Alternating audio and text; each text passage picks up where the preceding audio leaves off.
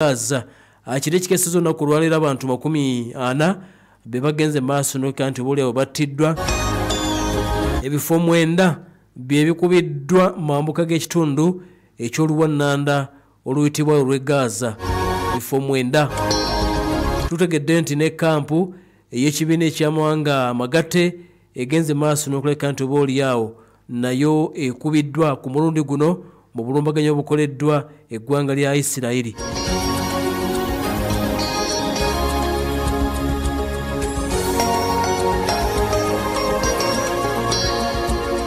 Ripoti ezigenda maaso n'okuleka nti zibasaidi eno zitegeezezza nti kumpi buli muntu yenna yasangibwawo wali muna mu ggwanga etibwa erya Isirayiri ekitundu ekyo ky'oluwannanda olw'e Gaza buli muntu yenna yagenda maaso n'okuleka nti boolyawo asangibwawo amaze okufuukako waakiri abundabunda bamaze waakiri okufuuka ababundabunda mu kaseera kano kennyini nga bwe tubiraba ataddeko Pal FM ekulira omuntu wa bulijjo wali muna mu ggwanga etibwa erya North Korea abakugu balabudde bagamba nti emizinga egyongera okuweesebwa n'okugezesebwa eggwanga eritibwa erya North Korea gijja kuleetera America obuzibu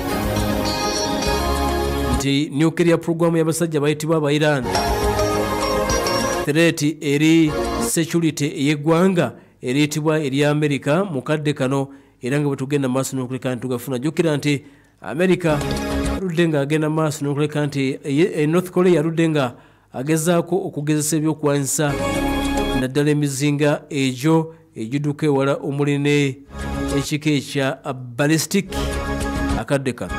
America akkiriza aleka emizinga egibalirwamu ensimbi miliyoni 304 ensimbi eza dola bagenda kugiguza eggwanga etibwa erya Butuluuki. America agenda kuguza Butuluuki emizinga giri wathe miliyoni 234 bagenda kuba bagiguza eggwanga eryo eritibwa erya Butuluuki. Jjukira nti ne Saudi Arabia balina bye bagenda okumuguza, Qatar balina bagenda okumuguza kussa eggwanga eryo mukono gaffe eritibwa erya Butuluuki akadde kano era nga tugedde nti wabaddeko okukkiriziganya wakati w'abakulembeze b'eggwanga erya America n'abakulembeze b'eggwanga erya Butuluuki naddala President Recep Tayyip Erdogan. America agenda kukwata emizinga egimu ku egyo egy'omutawaana agiguza abasajja abo mu ddiiru ya bukadde 304 nga bwe tugenda maaso n'okuba nti tubiraba wenna ataddeko Pal ekkulera omuntu wa bulijjo. Kakati bagaye nti mukulembeze wa America akadde kano amaze okutuuka mu Ali Odeida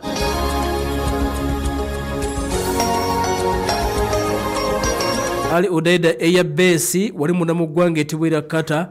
Trump ojjarabise okulabika nti Ali Odeida eya besi maserengeta g'ekibuga ekiyitibwa Doha Donald Trump gyagenze oba oliawo okulaba ku baana abasirikale b'eggwanga erya America naddala abagenda maaso n'okuleka nti bawangaalira munda mu kitundu ekyo gyagenze oba oliawo ababuuzeeko gyagenda okuva oba oliawo alekera eggwanga etibwa erya UAE.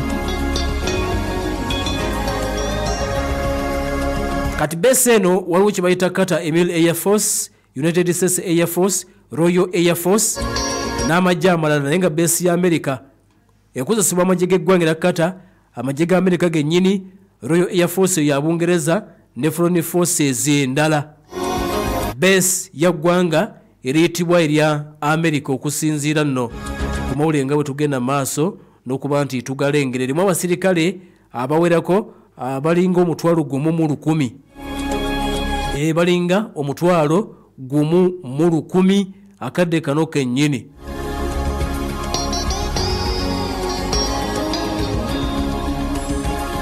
Qatar Emil Air Force webali nenga America bagenda maaso n'okuleka nti bagikozesa nnyo akadde kano. President Donald Trump wagenda okuba nti yasimbula oba oliawo ayolekera eggwanga eriyitibwa erya UAE, United Arab Emirates, nga bwe tugenda maaso n'okuba nti munaye tubiraba. Mwebale kuba nti mbadde bawuliriza balungi era bagoberedde okuva gye tuwatandikidde. MTN badde bateekamu ensimbi katubeeko ebira bye twetegereza olunaku lujja kuba lwankya. Tujja kuba ne Minzani update eya ground okuva e Rubaga, abalonzi b'e Rubaga eyamambuka Lubaga North bagamba ki, Lubaga South mwabawulira kibagamba kakati baba Lubaga North bagamba ki, eyo ground gye tugenda okuleetera olunaku olw'enkya ebitundu omuli Kasubi Nakulabye Namuŋŋoona abatuuze baayo balowooza ani alina enkizo okufuuka omubaka palamenti w'ekitundu ekyo oba agenda okuleka nti yadda kuyenza omugogo. Bagaliza akaseera kalungi Matovu Hudu agenda kujja wali ku ssaawa zigenda kubeera 9 n'empulidde Kamenya abongereyo n'ebirala ebisigadde mu kooti Nalukoola atandise okuwa obujulizi mulengeddeko ye mwennyini nga yeewozaako ebyo n'ebirala tunaabifuna. Kwagaliza akaseera kalungi n'okusigala ng'owuliriza. Assalamu alaikum wa rahmatullahi wa barakatuh. Inside Story. Inside Story. The Inside Story. Ebadde kutusibwako MTN Voice Bundles nga zikuba ku mikutu gyonna ate ku bbeeyi ddondolo. Nyiga *100*2 oba okozese My MTN app olondeko daily bundles kubanga bwe twogera ffenna tetuyimirizika.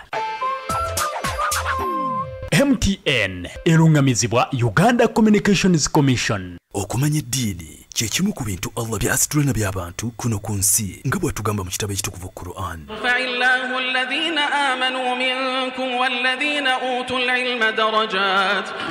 Allah asitula abakkiriza mu mmwe nabo byawo okumanya eddiini mu madaala. Wano Twahira Islamic Center Online School weviiridde okusomesa eddiini yo ng'eyita ku mutimbagano nga tulina koosinga Quran, Tajweed, Arabic Language, Swala, Yasaruna, Tafsir, saako ne koosi ez'endala nnyingi ez'Obuyisiraamu. Ku Twahira Islamic Center Online School tukuwa amasomo g'okwegezaamu asatu beddu nga tugenda kusoma nga tuyita ku mikutu emigattabantu nga WhatsApp, Zoom ne Skype ku ssimu yo ng'osomerawo wonna w'oba oli mu budde bw'osobola. Twaniriza buli kikula kya muntu nga tetusosola mu myaka nga tukuwa omusomesa oba sheekh owwo akusomese wekka. Abasomesa baffe bakugu nnyo ng'ate ebisale bisoboka okumanya ebisingawo ku nteekateeka eno kuba ku nooti 7 nooti 8 38 40